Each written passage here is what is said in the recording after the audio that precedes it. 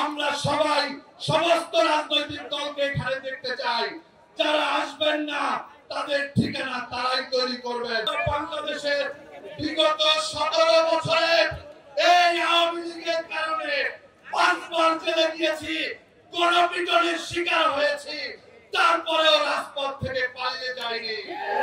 বিগত জুলাই অভ্যুত্থানে লিবার পার্টি এবং ছাত্র মিশনের আমাদের 2 ভাই নিহত হয়েছে, শাহাদাত বরণ করেছে। আমরা আপনাদের পাশে আছি।